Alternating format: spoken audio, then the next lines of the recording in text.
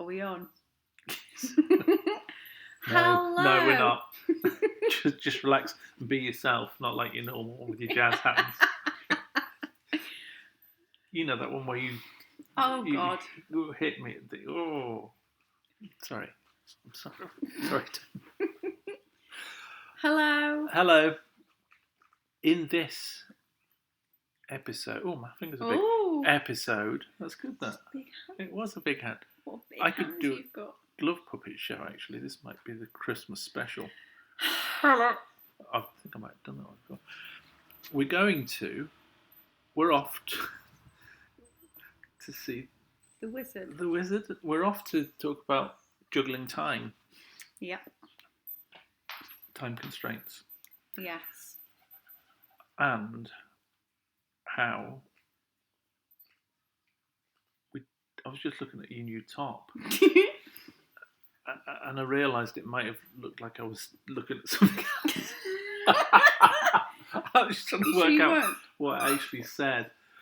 They say don't wear tops with writing. And anyway, not like mine, look. Anyway, what are we talking about? I know, we're talking about juggling time. Yes. Yeah. People keep talking nonsense all the time. We've run out of time. Time constraints and juggling our various commitments. We're struggling at the moment, aren't we? Well, we are because there's no structure. Oh, is that why? I think so. Okay, that's a big. Well, yeah. Yeah. Do you not think that? Well, I feel like I've got plenty of structure because I know what time my kids have got to be in school and I know what time I've got to pick them up. That's a constraint. That's not structure. That's a constraint. Yeah. Well. So you know what your constraints are. Yeah. But time management, it's all about what you do in between the constraints, not the constraints are then a structure, aren't they? Yeah. But that's what we struggle with because we don't know when we might be seeing each other, and then there are other things that come in or that we put in. And because also our kids don't know, because my kids are older, they're sort of in control of their own what they do. So suddenly they land and say, "Oh, I'll come round tonight." You think this week has been an example of that. 3 nights. I've had 2 things on. And I rarely put things in because of this. And both times they've been scuppered by, my eldest daughter, who's now started talking to me a little bit again, which is great. But she needed me to do something, and I was prepared to cancel it. If for one reason or another, she didn't. But then my youngest did the same, and she said don't cancel it, but I did because there's no structure. We don't know what days of the week. I mean, the weekends were the same. A Thursday we did cancel our. We're trying to put some structure in, aren't we? We're trying, but Thursday night is meant to be our night. Yeah, and then it comes back to what we talked about before about putting yourself first, which is really, really difficult. Yeah, it is. To just say, no, I'm putting myself first. I'm not going to do that or be there or do it. And that's. There's a lot actually in all of this, isn't there? With the structure and the time constraints and the putting yourself first. And so then there's lots of people pleasing going on as well. A lot of that. Yeah. So I think we've been getting a little bit, I'm struggling for words again. It's my age. Frustrated is the word. We've been getting a bit frustrated that we're just not seeing each other as much as we'd really like to, are we? No, that's where this is coming from. That's where this is coming from. We'd really like to see more of each other, and I think from the outside looking in, it looks like we've got loads of time because you're retired and I'm not working at the moment. And I think, people have this idea that we're seeing loads of each other. Yeah. And it's not really the case, is it? No, I mean that's particularly caused tensions again with my ex-wife, that she's trying to find time, and I think she's projecting and thinking that I've got all the time in the world here. Yeah. But actually, it's not. It's not really like that. We've got There's another time to constraint. add into it. I mean, what else could we add into it? Fetch the Bobster. Okay, come on, you. There's a new arrival New kid on in the house. New kid on the block. I'd like to introduce you to the Bobster. Here he is. Here he is. This is Bobby. Here he is. This is Bobby. Bob.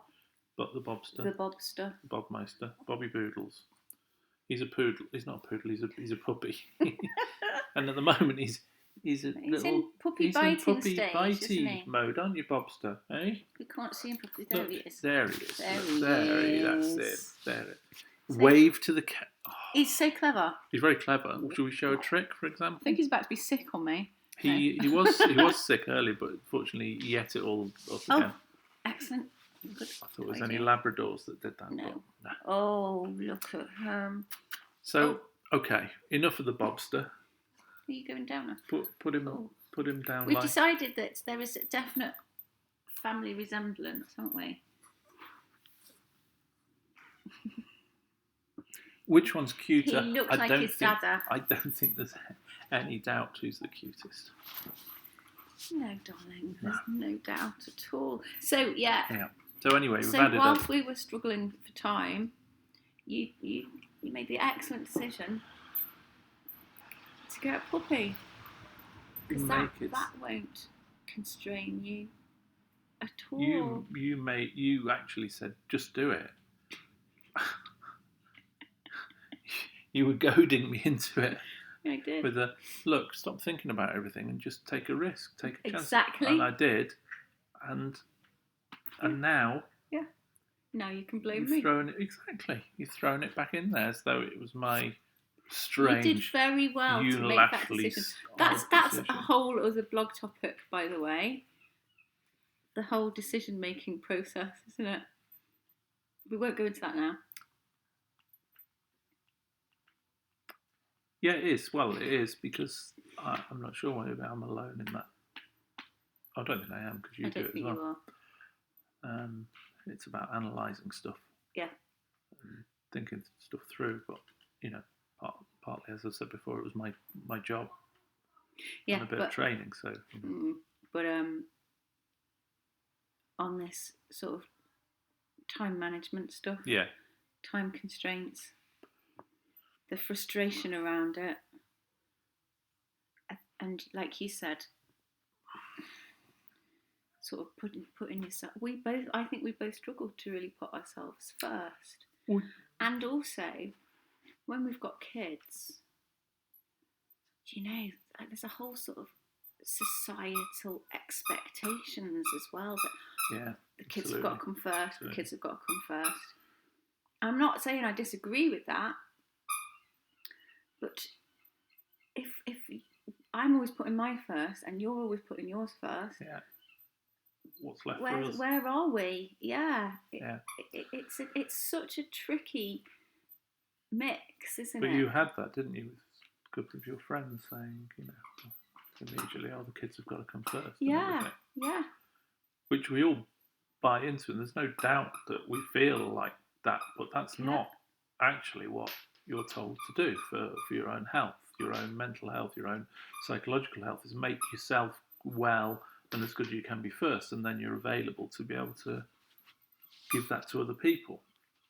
And that's not how it feels sometimes at all. It doesn't feel like you can do that and put everyone else first, but putting your kids first, and in fact anyone else first, is about living their life. And stuff I've read recently about you're living someone else's life, even if it's your kids.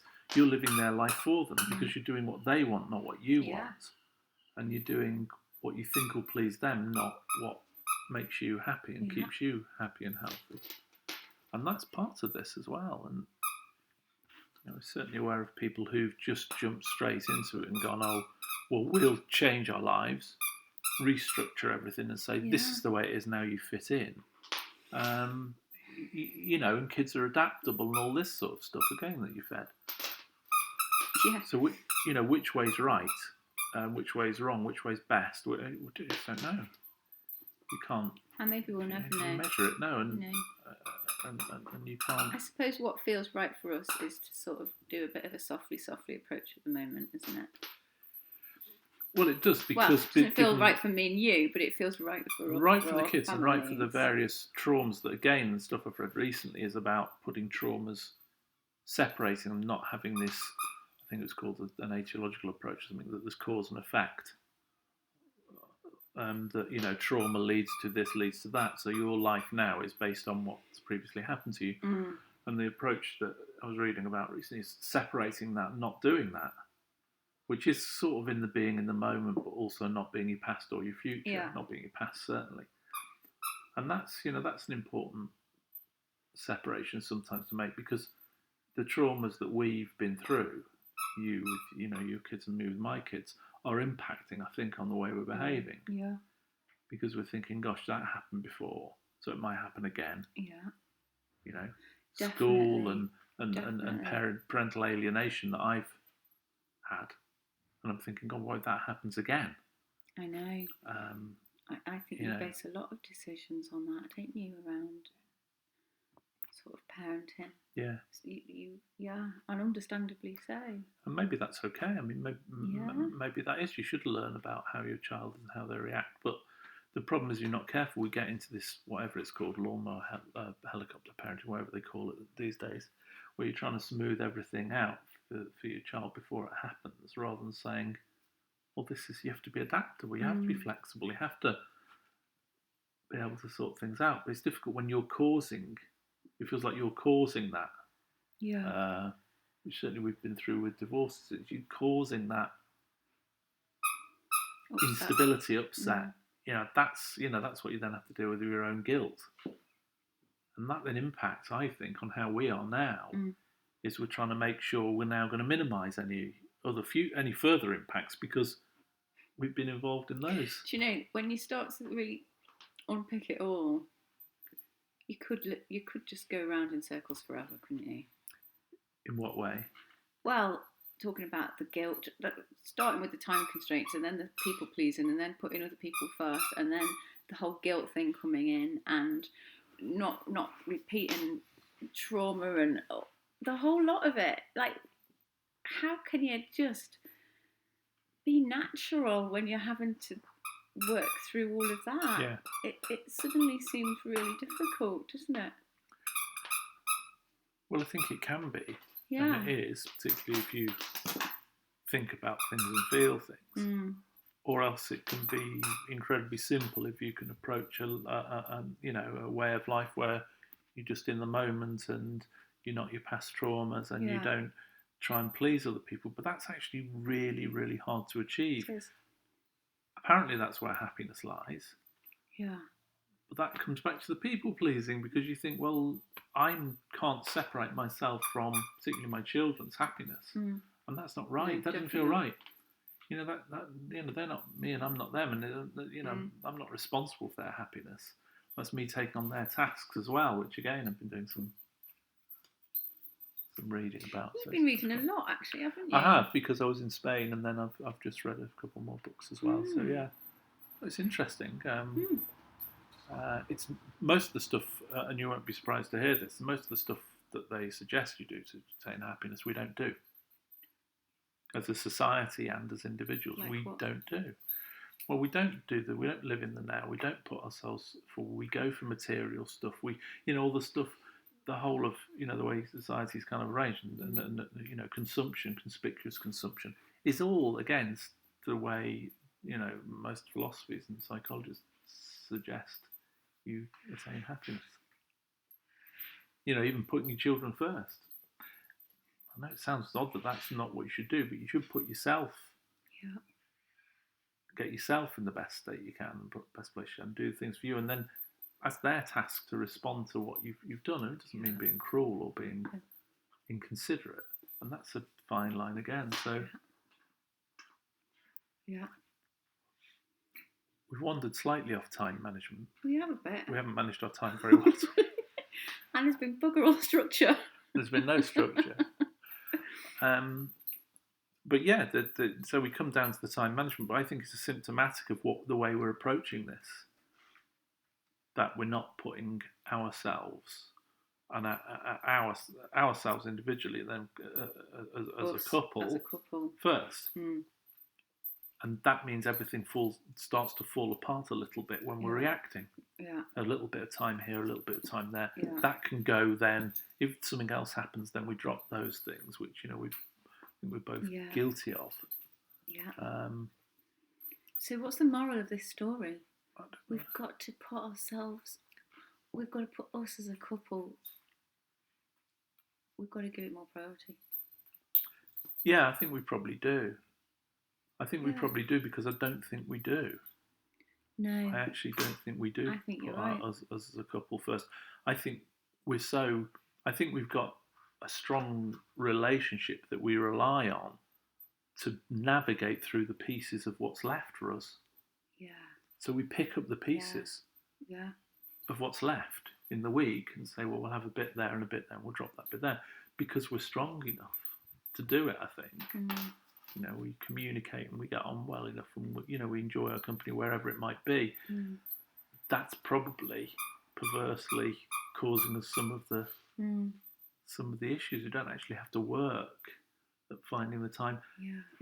I know you hate that date night thing. I do as well. But finding the time, and we never go out. When did we go out ever for a meal or for an evening out? Go to the cinema, go to theatre, or anything? We never do.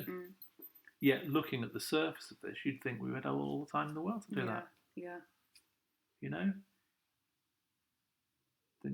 Your girls don't like you being away, being out. Yeah. Mine certainly didn't, and I empathise with that completely. I've got to say, mine are getting loads better on that. They really are. Yeah, and they say, so the book that I've read is, it's not your task about their reaction to you doing something, so you do something for yourself. Yeah. It's not your task to then say, oh, they'll have a bad reaction, I'll take care of that reaction, undo what I'm doing. And that's what I think, probably need to work on. Yeah, I think you're right. I think we do, Okay, this has been quite a long one then. 17 Again, minutes. I don't know how we keep doing this. I don't know. You're so fascinating, darling. I talk to you. Keep listening to you all day. Yeah. You're probably on your own on that one, because everyone's turned off. Okay, well, we will do some other. We'll keep these up a little bit more regularly now. We're both back in the same country and all that sort of stuff. Okay. Bye. Bye.